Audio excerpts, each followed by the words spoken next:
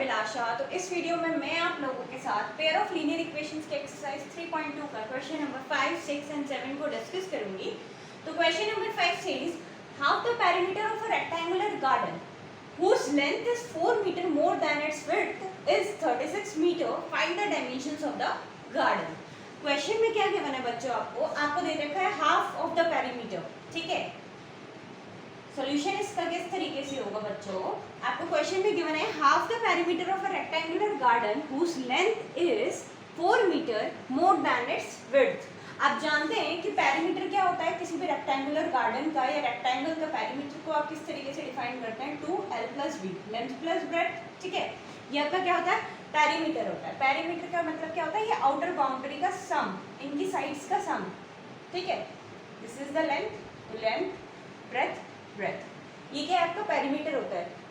जब आप किस साइड्स को जोड़ देते हैं, length plus length, breadth plus breadth को, तो वो आपका क्या कहलाता है बच्चों, पेरीमीटर। ठीक है, इस तरीके से आप समझ सकते हैं कि पेरीमीटर क्या होता है आपका। ठीक है, दिस इज द पेरीमीटर।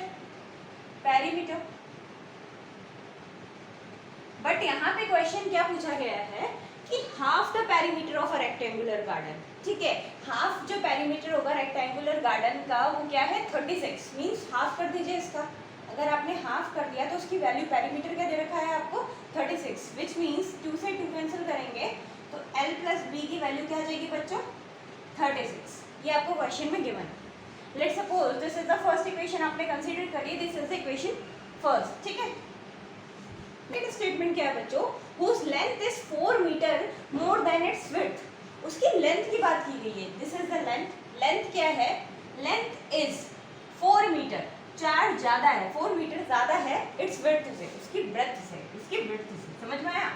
तो आप इस तरीके से समझा सकते हैं कि जो उसकी लेंथ है, length is 4 metre more than its width. ठीक, तो आपने इस टर्म्स में से लिख लिया, consider this is the equation second. ठीक है, अब क्या करना है बच्चों, अब क्या करना है, with the help of these equations आप लेंथ और ब्रेथ की वैल्यूज को फाइंड करेंगे। बिकॉज आपको क्वेश्चन में क्या पूछा है, find the dimensions of the garden.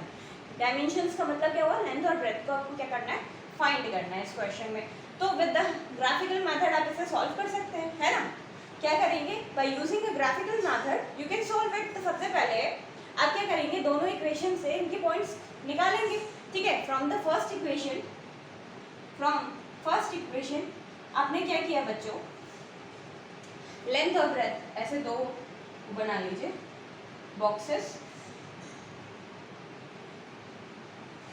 ये आपने लेंथ बोल दी, दिस इज द ब्रेथ। ठीक, अगर मैं लेंथ की वैल्यू 0 रखूं बच्चों इक्वेशन फर्स्ट में, ठीक है, अगर मैंने लेंथ 0 रखा तो ब्रेथ क्या मिलेगा मुझको, 36।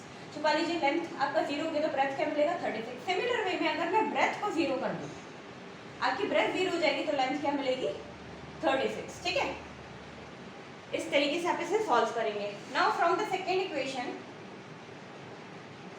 इक्वेशन बच्चों क्या करेंगे, सिमिलरली आप पॉइंट्स को फाइंड करेंगे। अगेन बॉक्स बनाया आपने इस तरीके से, यहाँ पे लिख लीजिएगा लेंथ और ब्रेथ। ठीक है, अब आप देख सकते हैं बच्चों, अगर इस इक्वेशन में बच्चों में ब्रेथ की जगह पे 10 रख दूँ, अगर मैंने ब्रेथ की जगह पे 10 रखा तो मुझे लेंथ क्या मिलेगी, 10 अगर रखती हूँ यहाँ पे तो 10 + 4 दैट इज 14 मिलेगा। सिमिलर वे में अगर मैंने ब्रेथ की जगह पे 20 रख दिया, लेट्स सपोज कि मैंने 20 रख दिया ब्रेथ की जगह पे, तो मुझे लेंथ क्या मिलेगी, 24। ठीक है, इस तरीके से आपने फाइंड करे points. Now with the help of these points from the first equation से जो आपको पॉइंट्स मिले हैं सेकंड इक्वेशन से, इन दोनों की हेल्प से आप क्या करेंगे बच्चों, इन दोनों की हेल्प से क्या करेंगे, ग्राफ प्लॉट करेंगे। तो with the help of these points बच्चों हम क्या करेंगे, ग्राफ को प्लॉट करेंगे। ठीक है, जैसे कि आप देख सकते हैं ये फर्स्ट इक्वेशन की पॉइंट्स हैं एंड ये क्या है, सेकंड इक्वेशन के पॉइंट्स हैं। इनकी हेल्प से हमें क्या करना है, ग्राफ को प्लॉट करना है। ठीक, तो यहाँ आप देख सकते हैं क्लियरली, जब x की वैल्यू 0 है तो y क्या है, 36। x की वैल्यू ये है 0 तो y क्या है आपका, 36। दिस इज़ द पॉइंट, ये 35 होगा इसके मिडल में, इसके जस्ट नेक्स्ट वाला पॉइंट क्या होगा आपका, 36। तो इस तरीके से आप इसे डिनोट कर सकते हैं 0,36। ठीक है, the next point is 36,0 means जब आपका x एक्सिस पे 36 होगा तो y क्या होगा, 0। दिस वन इस तरीके से। तो इस पॉइंट को आपने 36,0 दिखा दिया। ठीक, अब with the help of these points, इन दोनों पॉइंट्स को आप क्या करेंगे बच्चों, ज्वाइन कर देंगे। With the help of scale एक लाइन ड्रॉ करेंगे। ठीक है, आपने ये लाइन ड्रॉ कर दी, आपने बता दिया ये इक्वेशन क्या है आपका, l+b is equals to 36, first equation. ठीक, सिमिलर वे में बच्चों अब क्या है आपके पास, सेकेंड इक्वेशन के जो पॉइंट्स हैं 14,0, जब x एक्सिस पे क्या है आपका 14 है, x क्या है आपका 14 है, विच मीन्स ये जस्ट 15 से एक लेस होगा, ये 14, तो y क्या है आपका 0। एंड जब आपका x एक्सिस 24 है तो y क्या है 20, y आपका 20 है और x एक्सिस पे क्या है 24 कहाँ होगा, ये just this one, this point 25 से जस्ट एक पहला वाला, ये दिस वन, ये पॉइंट है। इस पॉइंट को आप क्या कह देंगे 24,20, इस पॉइंट को आपने बोल दिया। ठीक, अब एक पॉइंट आपका ये हो गया एंड सेकेंड वन दिस, इन दोनों की हेल्प से भी आपने लाइन ड्रॉ कर ली, दिस वन में ये लाइन होगी आपकी। ठीक है बच्चों, अब आप यहाँ देख सकते हैं clearly, this is the point जहाँ पे इन दोनों ने क्या करा है, इंटरसेक्ट किया है इस पॉइंट पे। ठीक है, परपेंडिकुलर डाला from the x axis and from the y axis. तो आप क्या फाइंड करेंगे, जब यहाँ से आपने परपेंडिकुलर ड्रॉ किया तो आपको क्या आ रहा है, इस तरीके से। ठीक, सिमिलर मैनर में आपने इस पॉइंट से भी परपेंडिकुलर ड्रॉ किया तो ये आपका क्या है 20। ये जो परपेंडिकुलर आपने डाला है फ्रॉम बोथ द साइड्स, आप देख रहे हैं y एक्सिस पे ये क्या है 16, इसका पॉइंट क्या है 16, और x एक्सिस से क्या है 20। तो आप ये देख सकते हैं जो लेंथ होगी, लेंथ क्या दे रखी है आपको 20, x एक्सिस पे क्या है लेंथ आपकी 20, एंड y एक्सिस पे क्या है बच्चों, ब्रेथ क्या है आपकी 16, ब्रेथ इज 16। ठीक है, यहाँ से आप देखेंगे जस्ट 15 के नेक्स्ट वाला है। ठीक है, 10 और 15 के जस्ट नेक्स्ट वाला नंबर है जहाँ पे इस पॉइंट को हो रहा है। तो आप कह सकते हैं कि ब्रेथ आपका क्या है 16 आया है। तो विद द ग्राफिकल मेथड आप क्या करेंगे, इसके डायमेंशन को फाइंड करेंगे इस तरीके से। तो होपफुली आपको ये क्वेश्चन क्लियर हो गया होगा बच्चों। Now question number 6 says given the linear equation, एक लीनियर इक्वेशन आपको गिवन है 2x + 3y - 8 = 0. Write the another linear equation in two variables such that the geometrical representation of the pair so formed is intersecting lines, parallel lines and coincident lines. Question में क्या given है, आपको एक pair of linear equation given है इन two variables, आपको दूसरी equation find करनी है और आपको बनाना है। ठीक है, इन टू वेरिएबल्स में सच दैट जो उसका ज्योमेट्रिकल रिप्रेजेंटेशन होना चाहिए, जो पेयर होना चाहिए, दे मे बी, उसको क्या है, सबसे पहले आपको इंटरसेक्टिंग लाइंस की कंडीशन को दिखाना है, फिर पैरेलल लाइंस की, फिर कोइंसिडेंट लाइंस की। तो आपको बहुत अच्छे से पता है बच्चों, इंटरसेक्टिंग लाइंस कब होती हैं बच्चों, जब उनके जो कोफिशिएंट्स होते हैं a1/a2, जो उनकी कोफिशिएंट का रेशियो होता है वो नॉट इक्वल होता है b1/b2 के। अगर आपके पास इक्वेशन गिवन है 2x + 3y - 8 = 0, ठीक है, इस तरीके से आपको इक्वेशन फर्स्ट गिवन है, तो आपको ऐसी इक्वेशन बनानी है जो इस कंडीशन को क्या करे, सेटिस्फाई करे फॉर द इंटरसेक्टिंग लाइंस। ठीक है, तो आप क्या कर सकते हैं, आपको क्या करना है, इस तरीके से इसकी इक्वेशन फॉर्म करनी है कि वो क्या हो, इस कंडीशन को सेटिस्फाई करे। तो आपने अपने मन से ले लिए 3x + 14y - 10 = 0। अब आप क्या करेंगे, इसकी कोफिशिएंट्स के रेशियो को कंपेयर करेंगे, करके देखिए a1/a2 2/3 not equal to 3/14, b1/b2 के क्या है, इक्वल नहीं है, विच मीन्स ये क्या कर रहा है, इस कंडीशन को सेटिस्फाई कर रहा है। इस तरीके से आपको क्या करना है बच्चों, इस पेयर ऑफ लीनियर इक्वेशंस को फॉर्म करना है कि वो इस कंडीशन को सेटिस्फाई करे। ठीक है, तो इंटरसेक्टिंग लाइंस की आप इस तरीके से बना सकते हैं। Now the second one is parallel lines. Parallel lines के केस में क्या होता है बच्चों, जो a1/a2 होता है, जो कोफिशिएंट्स का रेशियो होता है वो क्या होता है, a1/a2 = b1/b2 but not equal to c1/c2। अगर इस कंडीशन को सेटिस्फाई करता है कोई भी दो पेयर ऑफ लीनियर इक्वेशन, तो वो पेयर ऑफ लीनियर इक्वेशंस क्या बनाती हैं, पैरेलल लाइंस को फॉर्म करती हैं। ठीक है, तो आप क्या करेंगे, आपके पास already 2x plus 3y minus 8, first equation तो गिवन है, ठीक। अब विद द हेल्प ऑफ, इसकी हेल्प से आप दूसरी इक्वेशन बना लीजिए। आपको क्या दिखाना है कि जो a1/a2 है वो इक्वल होना चाहिए b1/b2 के। तो आपने क्या किया कि यहाँ पे 4x लिख लिया plus 6y minus 13 is equal to 0। अब अगर इसकी आपने ये जो इक्वेशन फॉर्म की है सेकेंड इक्वेशन, आप इसकी कोफिशिएंट्स का रेशियो फाइंड करेंगे तो वो इस फॉर्म में होगा। दैट मीन्स कि जो लाइंस बन रही हैं उन इक्वेशन से, that is a parallel lines. जैसे आप देख सकते हैं 2/4, a1/a2 क्या है बच्चों 2/4, b1/b2 क्या है 3/6, c1/c2 क्या है -8/13। अब यहाँ पे आप देख सकते हैं इसको कैंसिल आउट किया 1/2, इसको कैंसिल आउट किया 1/2। तो आप देख सकते हैं a1/a2 is equal to b1/b2 but not equal to c1/c2। तो इस कंडीशन को सेटिस्फाई कर रहा है। दैट मीन्स कि वो जो दोनों लाइंस हैं, दीज लाइंस आर क्या होंगी, पैरेलल लाइंस। सिमिलर वे में थर्ड पार्ट में क्या करना है बच्चों, आपको कोइंसिडेंट लाइंस की कंडीशन दिखानी है, ठीक है।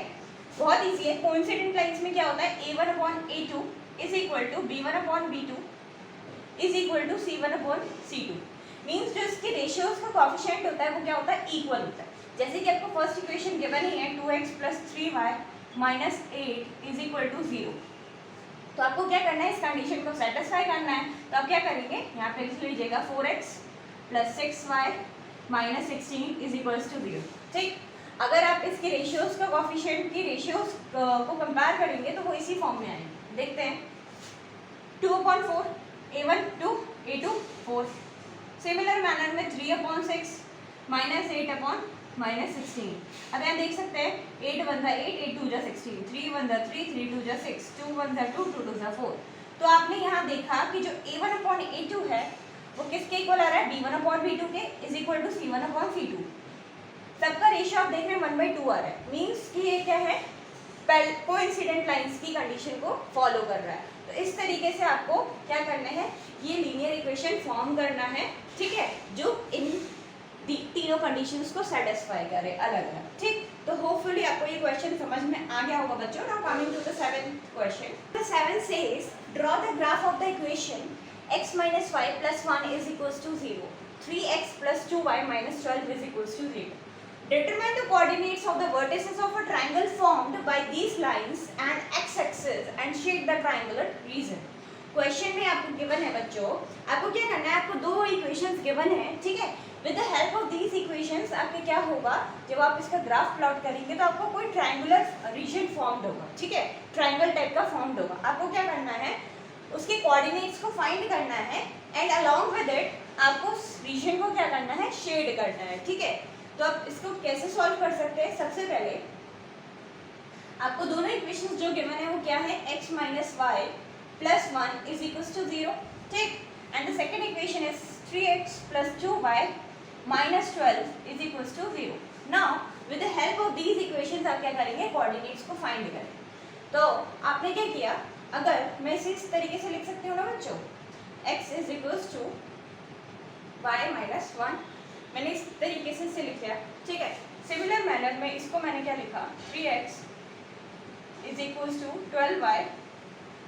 12 माइनस 2y, ठीक है। सेकेंड इक्वेशन को एंड फर्स्ट इक्वेशन को मैंने इस तरीके से रिप्रेजेंट कर दिया। This is the first equation and this one is the second, ठीक है।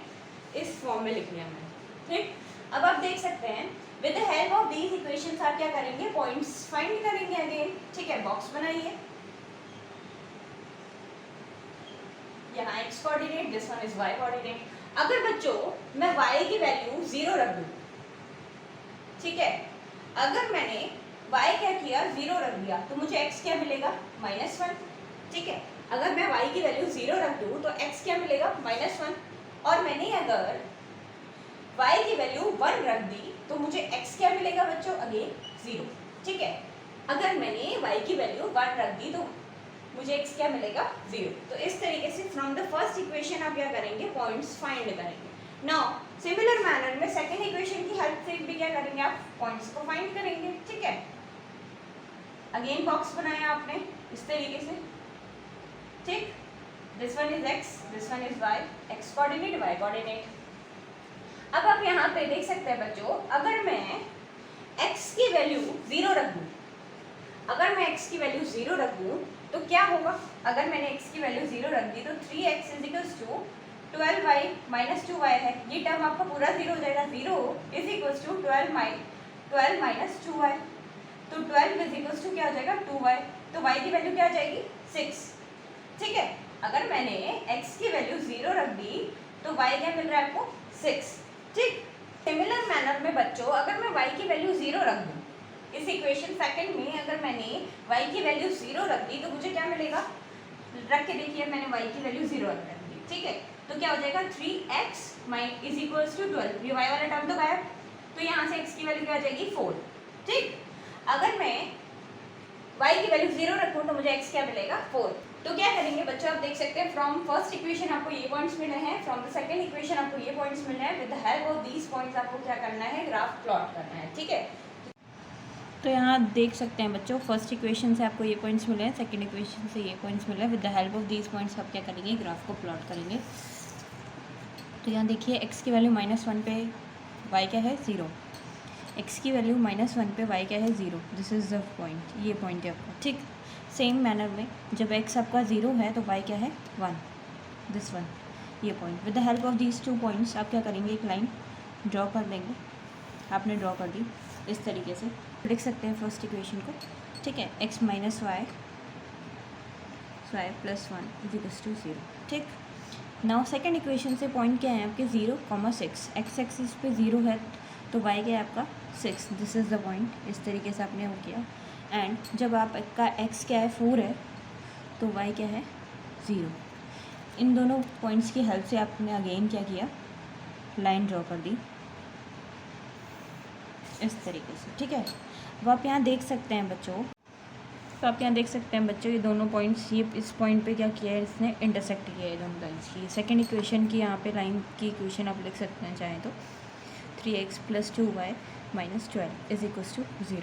ठीक, अब आप ये देख सकते हैं, एक ये पॉइंट है, एक ये पॉइंट है, and this is the point. इससे क्या बन रहा है आपका? ये ट्राइंगल फॉर्म हो रहा है। आपको ये ट्राइंगल ही बताना था कि ये जो सो कॉल्ड ट्राइंगल बन रहा है, आपको क्या करना है बच्चों? This is the point.